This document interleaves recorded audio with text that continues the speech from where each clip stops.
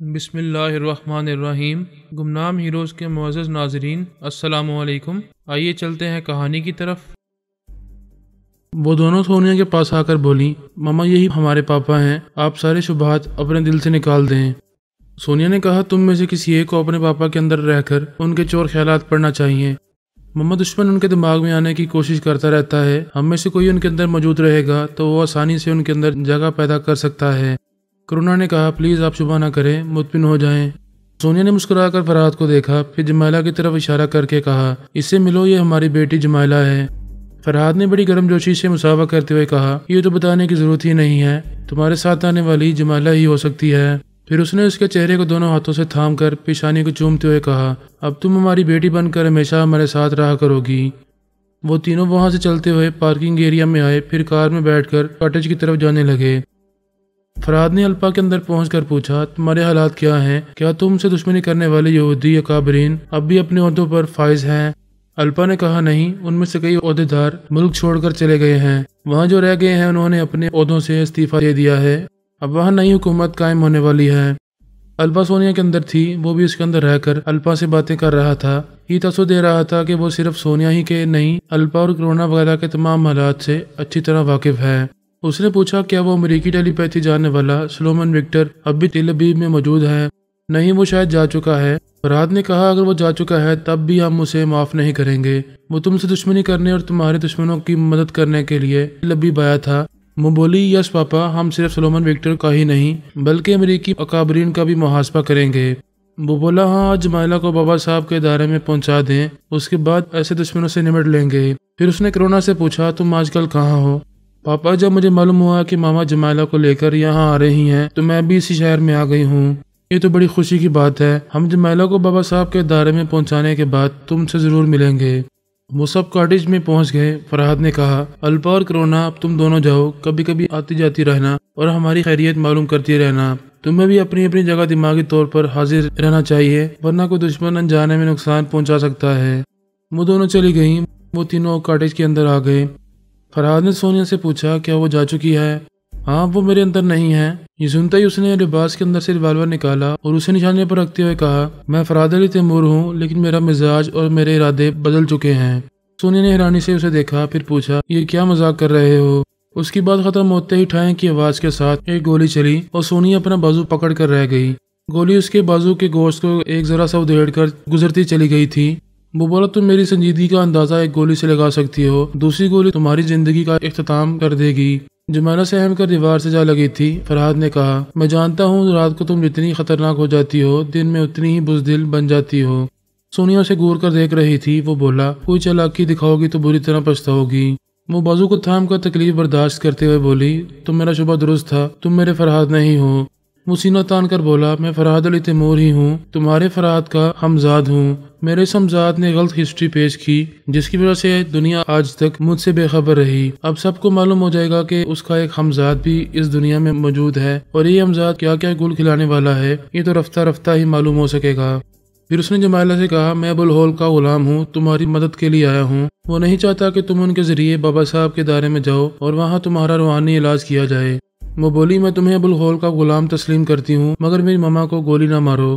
میں اپنے ہاتھوں سے اسے نہیں ماروں گا۔ دن کا 1 بجا ہے، 5 گھنٹے کے بعد تم تبدیل ہو جاؤ گی۔ پھر تمہیں یہ دیکھ کر غصہ آئے گا کہ سونیا تمہیں بہلا پھسلا کر بابا صاحب کے ادارے میں لے جا رہی تھی، تمہارا روحانی علاج کر کے تمہیں ابو الہول سے دور کر دینا چاہتی تھی، پھر تم خود ہی اس سے انتقام لو گی۔ سونیا جمائلہ کی طرف دیکھ رہی تھی۔ اس کے سمجھ میں نہیں آ رہا تھا کہ کس طرح سونیا کی مدد کرے۔ پھر ذہن ابو الہول کی طرف بھی مائل تھا، اور وہ یہ بھی نہیں چاہتی تھی کہ دشمن ایک کے بعد دوسری گولی چلائے اور سونیا کو مار ڈالے۔ پھر لاشعوری طور پر یہ بھی مان رہی تھی کہ وہ ابو الہول کا غلام ہے اور اسے روحانی علاج سے روکنے کے لیے آیا ہے۔ فرحاد نے کہا، تم مجھے ابو الہول کا غلام مانو یا نہ مانو، لیکن میرے حکم کی تعمیل کرو، مضبوط رسیاں تلاش کر کے یہاں لے آؤ۔ وہ جھجکتے ہوئے ایک سٹور روم کی طرف چلی گئی۔ وہ بڑی توجہ سے سونیا کو نشانے پر رکھتے ہوئے بولا، میں جانتا ہوں تم کتنی مکار ہو، ایک لمحے کے لیے بھی میں تم سے غافل نہیں رہوں گا، اگر اپنی سلامتی چاہتی ہو تو اس کرسی پر بیٹھ جاؤ۔ اس نے کرسی پر بیٹھتے ہوئے پوچھا، تمہیں جمائلہ سے کیا دلچسپی ہے؟ اسے اپنے ساتھ کیوں لے جانا چاہتے ہو؟ میں تمہارے سوال کا جواب دینا ضروری نہیں سمجھتا۔ جمائلہ مضبوط رسیوں کا ایک بنڈل لے آئی۔ اس نے کہا، اپنی اس ماما کو کرسی کے ساتھ مضبوطی سے باندھو۔ وہ بے بسی سے سونیا کو دیکھنے لگی۔ اس نے کہا، بیٹی کوئی بات نہیں، یہ جو کہتا ہے وہی کرو۔ مجھے کتنے ہی بے بس اور مجبور بنانے والے آئے، پھر خود ہی مجبور ہو کر اس دنیا سے چلے گئے۔ جمیلہ نے اسے کرسی کے ساتھ مضبوطی سے باندھ دیا۔ اس نے جمیلہ کے بازو کو پکڑ کر اپنی طرف کھینچتے ہوئے کہا، میں نے فرحات کو حادثے سے دوچار کیا ہے، وہ ایک اسپتال میں پڑا ہوا ہے۔ سونیا نے چونک کر سر اٹھاتے ہوئے اسے دیکھا۔ وہ بولا، میں چاہتا تو اسے گولی مار سکتا تھا، اور میں چاہوں تو ابھی تمہیں گولی مار سکتا ہوں، لیکن میں نے عہد کیا ہے کہ تم دونوں کو جان سے نہیں ماروں گا۔ آج تک تم نے جتنی کامیابی حاصل کی ہیں اتنی ہی ناکامیوں کا منہ تمہیں دکھاؤں گا۔ تم میاں بیوی جو بھی مہم سر کرنے نکلو گے، میں اس مہم کو تم سے پہلے سر کروں گا، اور قدم قدم پر تمہیں یقین دلاؤں گا کہ تم دونوں میرے سامنے کتنے بے بس اور مجبور ہو۔ پھر اس نے جمیلہ سے کہا، اسے دیکھ لو، اس کاٹیج کو اچھی طرح یاد کر لو، اور میں اس اسپتال میں تمہیں لے جاؤں گا۔ وہاں تم فرحات کو دیکھ لو۔ شام کا اندھیرا پھیلتے ہی جب تم تبدیل ہو جاؤ گی تو خود ہی آندھی طوفان کی طرح ان کے پاس پہنچو گی اور ان کی ہڈیاں پسلیاں توڑ کر رکھ دو گی۔ اب چلو یہاں سے۔ وہ اس کا بازو تھام کر اسے کھینچتا ہوا کاٹیج سے باہر چلا گیا۔ سونیا کرسی پر بیٹھی رسیوں سے بندھی ہوئی تھی۔ کوئی اسے اس طرح بے بس نہیں کر سکتا تھا۔ اس کی طویل زندگی میں طویل جدوجہد کے دوران ایسا شخص اور کبھی نہیں آیا تھا جس نے اسے بے دست و پا کر دیا ہو۔ اس وقت بھی وہ میرے ہمزاد کہلانے والے فرحات کے قابو میں نہیں آئی تھی۔ اس نے جان بوجھ کر اسے بازی جیت لینے کا جانسا دیا تھا۔ ایک تو اس لیے کہ اس فرحات نے آتے ہی گولی چلا کر اس کے بازو کو زخمی کیا تھا۔ وہ کسی کے ہاتھ سے ریوالور گرانے کی ایک سے ایک تکنیک جانتی تھی، پھر بھی اس نے کوئی جوابی کارروائی نہیں کی تھی۔ ایک تو یہ اندیشہ تھا کہ اگر وہ بغیر سوچے سمجھے فوراً ہی اس پر گولی چلا سکتا ہے تو جمیلہ کو بھی زخمی یہاں ہلاک کر سکتا ہے۔ اسے اپنی فکر نہیں تھی۔ وہ جانتی تھی کہ تھوڑی ہی دیر میں اس کا اپنا کوئی نہ کوئی خیال خونی کرنے والا اس کے اندر پہنچے گا اور وہ ان رسیوں سے رہائی پا لے گی۔ ایک گولی اس کے بازو کے گوشت کو ایک ذرا سا ادھیڑتی ہوئی گزر گئی تھی۔ زخم بہت گہرا نہیں تھا، لیکن لہو رس رہا تھا۔ اس کو پرواہ نہیں تھی کہ لہو بہتا ہے تو بہتا رہے، وہ مرتی ہے تو مرتی رہے۔ وہ جمیلہ کو اپنے ساتھ لے گیا تھا اور جاتے جاتے یہ پریشان کن خبر سنا گیا تھا کہ میں اسپتال میں پڑا ہوا ہوں۔ اس نے وضاحت نہیں کی تھی کہ میں اسپتال میں کیوں پڑا ہوں، اس نے میرے ساتھ کیا سلوک کیا ہے۔ بس یہ تاثر دے گیا تھا کہ ہم جیسے ناقابل شکست کھیلانے والوں کے لیے بڑے مسائل پیدا کر رہا ہے اور آئندہ بھی بہت کچھ کر سکتا ہے۔ وہ جمیلہ کے ساتھ جا چکا تھا اور اس کے جانے کے بعد پتہ نہیں کتنا وقت گزرتا رہا، لہو بہتا رہا اور وہ کمزوری محسوس کرتی رہی۔ پھر اچانک ہی اسے اپنے اندر کرونا کی آواز سنائی تھی۔ وہ پریشان ہو کر کہہ رہی تھی، ماما یہ آپ کے ساتھ کیا ہو رہا ہے؟ بیٹی، اس بہتے ہوئے لہو کو روکنا ہے، فوراً ہی فرسٹ ایڈ کا انتظام کرو۔ اس نے پلک جھپکتے ہی تمام خیال خانی کرنے والوں کو اس کے حالات سے آگاہ کیا۔ پیرس میں بابا صاحب کے ادارے سے تعلق رکھنے والے کئی جاسوس تھے۔ کبریا نے فوراً ہی انہیں ہدایت کی کہ فوراً ماما کے کاٹیج میں پہنچو، انہیں فرسٹ ایڈ کی ضرورت ہے۔ ان کے پہنچتے ہی تمام خیال خانی کرنے والے اس کے خیالات بڑھتے رہے۔ پتہ چلا کہ میں بھی کسی اسپتال میں ہوں۔ خالہ بی بی نے کہا، میں سسٹر کے ساتھ پاپا کے پاس جا رہی ہوں، تم سب ماما کا خیال رکھو۔ وہ اور الپا میرے دماغ میں پہنچ گئیں۔ اس وقت مجھے آپریشن تھیٹر سے باہر لایا جا رہا تھا۔ میرے چہرے اور جسم کے کئی حصوں میں کانچ کے ٹکڑے پیوست ہو گئے تھے، ان سب کو نکالا گیا تھا۔ چہرے اور جسم کی مرہم پٹی کی گئی تھی۔ میں تھوڑی دیر تک بے ہوش رہنے کے بعد ہوش میں آ گیا تھا۔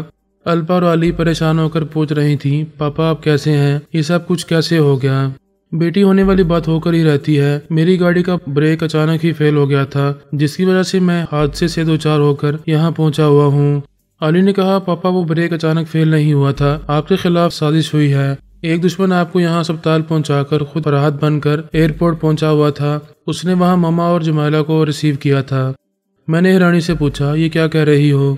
الپا نے کہا، یہ درست کہہ رہی ہے، پتہ نہیں وہ کون دشمن ہے، خود کو فرحت علی تیمور کہتا ہے۔ اس نے کاٹیج پہنچ کر ماما کو گولی ماری ہے، ان کا بازو زخمی ہو گیا ہے۔ وہ انہیں ایک کرسی سے باندھ کر جمیلہ کو ساتھ لے گیا ہے۔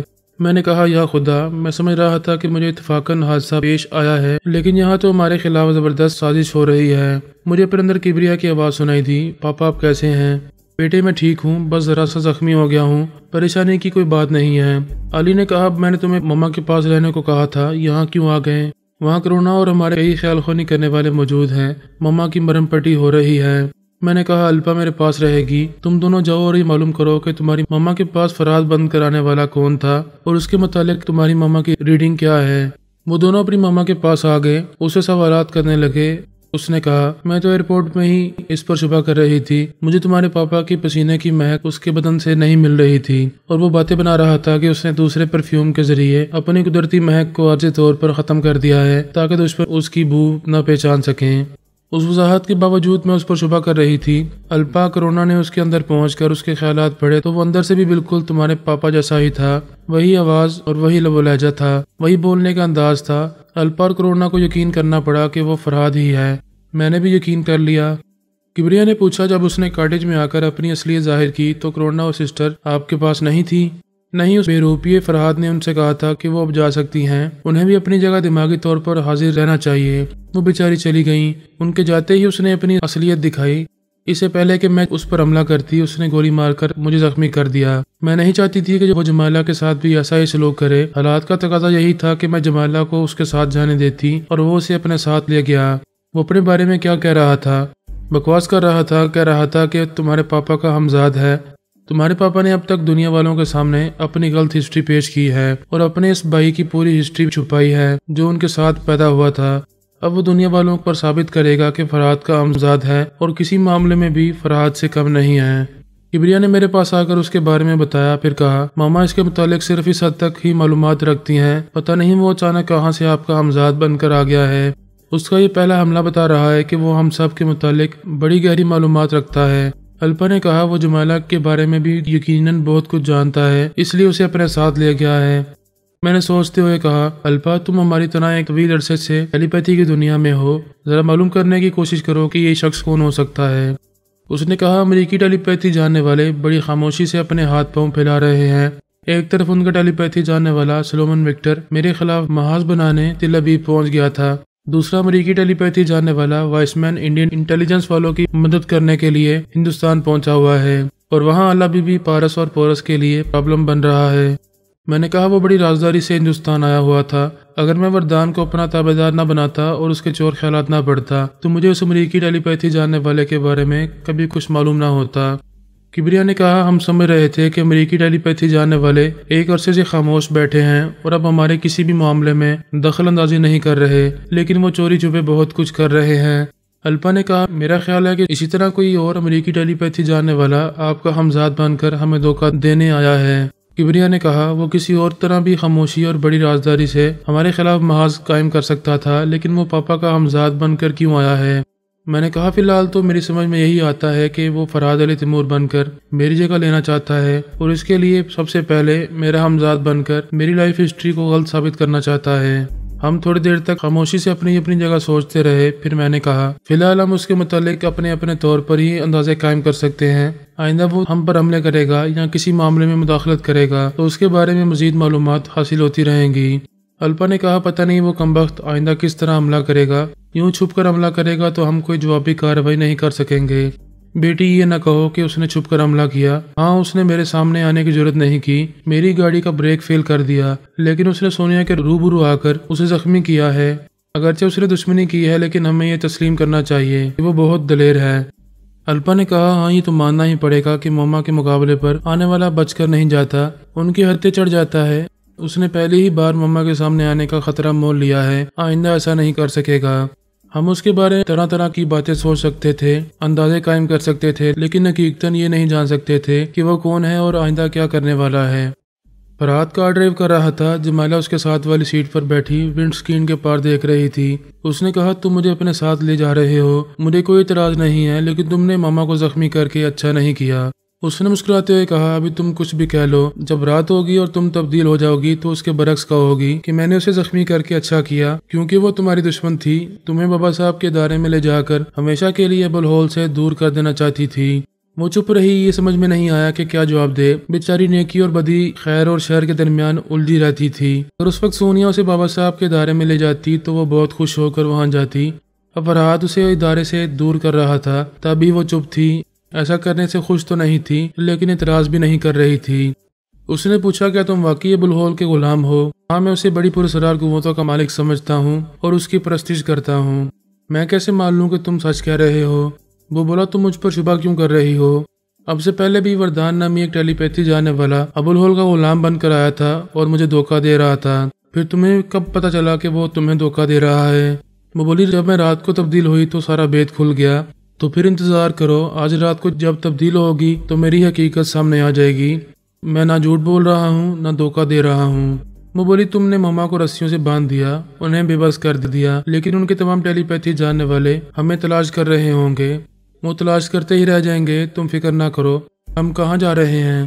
اس نے ونڈ اسکرین کے پار اشارہ کرتے ہوئے کہا، وہاں دیکھ رہی ہو بہت اونچی دیوار دکھائی دے رہی ہے۔ ہاں وہ بہت دور تک گئی ہے۔ کیا یہ کسی قلعے کی دیوار ہے؟ نہیں، یہ بابا صاحب کا ادارہ ہے۔ اب وہ کار دیوار کے ساتھ والی شاہراہ پر دوڑ رہی تھی اور وہ کہہ رہا تھا، یہ دیوار 10 میل تک مشرق کی طرف اور پھر وہاں سے گھوم کر 10 میل تک شمال کی طرف گئی ہے، یعنی ادارہ 10 میل کے رقبے تک پھیلا ہوا ہے۔ وہ کھڑکی سے جھانک رہی تھی، بڑی حیرانی سے اس دیوار کو دیکھ رہی تھی اور کہہ رہی تھی، او گاڈ، کتنی اونچی اور فولادی دیوار ہے، دور تک کوئی دروازہ، کوئی روشن دان نہیں ہے۔ ہاں، صرف ایک بہت بڑا دروازہ ہے، پھر چاروں طرف دیوار ہی دیوار ہے، کوئی چھوٹا سا سراغ بھی نہیں ہے۔ کیا یہ لوگ باہر جانے کے لیے صرف ایک ہی دروازہ استعمال کرتے ہیں؟ اگر 8-10 میل دور رہنے والوں کو کوئی ایمرجنسی ہو اور انہیں دوسری طرف سے باہر نکلنا ہو تو وہ کیا کرتے ہیں؟ کیا وہ اتنی دور سے گھوم کر اس دروازے تک آتے ہیں؟ میں یہاں کے اندرونی معاملات سے زیادہ واقف نہیں ہوں، بس کسی حد تک ہی جانتا ہوں۔ ان کے پاس کئی ہیلی کاپٹرز کے علاوہ 2 سیٹر اور 4 سیٹر طیارے ہیں، یقیناً ہنگامی حالات میں انہیں استعمال کیا جاتا ہوگا۔ وہ کار دروازے کے قریب پہنچ رہی تھی، جمائلہ کا دل ادھر کھنچا جا رہا تھا۔ اس کا ایمان اور اس کے نیک جذبات اندر ہی اندر مچل رہے تھے، کسی بھی طرح اس ادارے کے اندر پہنچنا چاہتے تھے۔ کار دروازے کے قریب پہنچ رہی تھی اور اسے یوں لگ رہا تھا جیسے فرات اسے اس دروازے کے اندر لے جانے والا ہو، لیکن وہ قریب پہنچتے پہنچتے دوسری طرف مڑ گیا۔ اس نے پریشان ہو کر پوچھا، یہ تم کہاں جا رہے ہو؟ وہ بولا، اس دروازے کے سامنے ہی کئی خوبصورت بنگلے تمہیں دکھائی دے رہے ہیں، ان میں سے ایک بنگلہ ہمارا ہے۔ وہ ایرانی سے بولی، تم سونیا اور فرحات سے دشمنی کر رہے ہو اور اس ادارے کے ٹھیک سامنے کسی بنگلے میں مجھے رکھنا چاہتے ہو؟ وہ مسکراتے ہوئے بولا، یہی تو ذہانت ہے، دشمنوں کی ناک کے نیچے رہو تو وہ ساری دنیا میں تلاش کرتے پھرتے ہیں اور یہ سمجھ نہیں پاتے کہ وہ بال ناک کے اندر ہی ہے جو ان کے لیے وہ بال بنا ہوا ہے۔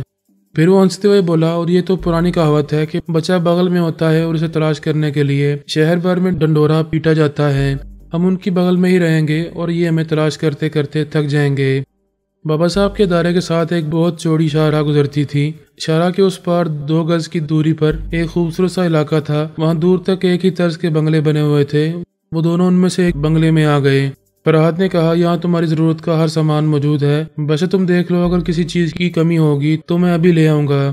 وہ تھکے ہوئے انداز میں ایک صوفے پر بیٹھتے ہوئے بولی، اگرچہ سفر لمبا نہیں تھا مگر حالات نے مجھے تھکا دیا ہے، یوں کہنا چاہیے آج تم نے ماما کے ساتھ جیسی زیادتی کی اس کے بارے میں سوچتی ہوں تو تھک جاتی ہوں، سمجھ میں نہیں آتا کہ میرے ساتھ کیا ہو رہا ہے اور مجھے جواباً کیا کرنا چاہیے۔ وہ مسکراتے ہوئے بولا، تم فی الحال جواباً کچھ نہیں کر پاؤ گی، البتہ رات ہوتے ہی تمہاری سمجھ میں آ جائے گا کہ تمہیں کیا کرنا ہے۔ ایسے وقت وہ سانس روک کر سیدھی بیٹھ گئی۔ فرحات نے پوچھا، کیا ہوا؟ اسے گور کر دیکھتے ہوئے بولی، کیا تم ابھی میرے دماغ میں آنا چاہتے تھے؟ اس نے انکار میں سر ہلاتے ہوئے کہا، نہیں، معلوم ہوتا ہے تمام خیال خوانی کرنے والے ماما کے پاس پہنچ گئے ہیں اور انہیں میری واردات کا علم ہو چکا ہے، تم برائی سوچ کی لہروں کو محسوس کرتے ہی انہیں بگاتی رہو۔ وہ بولی، میں ماما کی خرید معلوم کرنا چاہتی ہوں، تم نہیں جانتے میں ان سے کتنی محبت کرتی ہوں۔ ہاں، نہیں جانتا لیکن سمجھ سکتا ہوں، اس نے تمہیں بری طرح متاثر کیا ہے، بیٹی بنا کر تمہارے جذبات سے کھیل رہی ہے۔ بہرحال دن کی روشنی تک تو میں اسے برداشت کر لوں گا، کیونکہ رات کے بعد تم خود ہی اسے نفرت کرنے لگو گی جس کے لیے بھی محبت سے تڑپ رہی ہو۔ اس نے پھر سانس روک کر اسے دیکھا۔ وہ بولا، میں سمجھ رہا ہوں وہ بار بار آئیں گے، یہ معلوم کرنا چاہیں گے کہ میں تمہیں کہاں لے گیا ہوں اور تمہارے ساتھ کیسا سلوک کر رہا ہوں۔ وہ ایک صوفے پر بیٹھتے ہوئے بولا، وہ تمہارے ذریعے میرے بارے میں بھی بہت کچھ معلوم کرنا چاہیں گے، میں نہیں جانتی وہ تمہارے خلاف اور تم ان کے خلاف جو چاہو کرو، لیکن میں مما کی خرید معلوم کروں گی، وہ زخمی ہو گئی ہیں۔ فرحات نے اسے سوچتی ہوئی نظروں سے دیکھا، پھر کہا، اچھی بات ہے، فون کے ذریعے ان سے رابطہ کرو، لیکن خبردار بھول سے بھی اس علاقے کا ذکر نہ کرنا۔ وہ اپنے بیگ سے موبائل فون نکالتے ہوئے بولی، تمہارا شکریہ، میں تو اپنے موبائل فون کو بھول ہی گئی تھی۔ اس نے سونیا کے نمبر پنچ کیے، پھر رابطہ ہونے پر کہا، ہیلو ماما، میں بول رہی ہوں۔ سونیا نے پوچھا، بیٹی تم سانس کیوں روک لیتی ہو؟ میری بیٹی تمہارے پاس آ کر بہت سی باتیں کرنا چاہتی ہے، ہمیں معلوم ہونا چاہیے کہ تم کہاں ہو، ہم تمہیں اس بہروپی فرحات سے نجات دلا کر لے آئیں گے۔ ماما، میں بڑی الجھن میں ہوں، سمجھ میں نہیں آتا ایسے وقت کیا کروں، جو کہہ رہی ہوں وہی کرو، جہاں جہاں سے گزر رہی ہو وہاں کی خاص باتیں نوٹ کرو، دکانوں کے سائن بورڈ پڑھ کر مجھے بتاؤ، وہاں اس علاقے کا نام وغیرہ درج ہوگا۔ میں پہلی بار پیرس آئی ہوں، کسی علاقے کا نام نہیں جانتی، آپ کہہ رہی ہیں تو یاد آ رہا ہے کہ مجھے بڑی بڑی دکانوں کے سائن بورڈ پڑھنا چاہیے اور یہاں کے خاص علاقوں کی کوئی یادگار بھی ذہن میں رکھنا چاہیے تاکہ میں آپ کو بتا سکوں۔ سونیا نے پوچھا تم اس وقت کہاں سے گزر رہی ہو؟ توجہ سے دیکھو اور مجھے بتاؤ۔ مما میں ابھی تو ایک بند کمرے میں ہوں، پتہ نہیں یہ مجھے کہاں لے آیا ہے، یہاں سے نکلوں گی یا یہ مجھے کہیں لے جائے گا، تو اب آس پاس کی ایک ایک چیز کو غور سے دیکھوں گی اور انہیں یاد کر کے آپ کو بتاؤں گی۔ ابھی تو میری بیٹی کو اپنے اندر آنے دو، سانس نہ روکو۔ وہ بولی سوری ماما، یہ میرے سامنے بیٹھا ہوا ہے اور اس کا حکم ہے کہ میں کسی کو اپنے دماغ میں نہ آنے دوں۔ جس طرح میں آپ سے محبت کر رہی ہوں، آپ کی ہر بات مان رہی ہوں، اسی طرح اس کی بات بھی اس لیے مان رہی ہوں کہ یہ میرے ابوالہول کا غلام ہے۔ سونیا نے کہا وہ غلام نہیں ہے، تم سے جھوٹ بول رہا ہے، تمہیں اسی طرح دھوکہ دے رہا ہے جس طرح اب سے پہلے وردان دے چکا ہے۔ یہ بات میں اس سے کہہ چکی ہوں کہ اگر یہ بھی وردان کی طرح مجھے فریب دے رہا ہے تو رات ہوتے ہی مجھے اس کی اصلیت معلوم ہو جائے گی، پھر یہ مجھ سے بچ نہیں پائے گا۔ ٹھیک ہے تم الجھی رہو، ہم سے خیال خوانی کے ذریعے رابطہ نہیں رکھنا چاہتی، کوئی بات نہیں، فون پر تو رابطہ رکھو گی۔ ہاں مما، میں فون پر آپ سے باتیں کرتی رہوں گی۔ فرحاد نے اسے فون چھین کر اپنے کان سے لگایا، پھر کہا ہیلو سونیا، میرا دیا ہوا زخم کیسا ہے؟ سونیا نے کہا بہت اچھا ہے، پہلی بار زخم کھانے کا مزہ آ رہا ہے، میرا وعدہ ہے میں تمہیں بھی ایسے مزے لوٹنے کے بہت سے مواقع دوں گی، اتنے زخم کھاؤ گے کہ مزہ ہی مزہ آتا رہے گا۔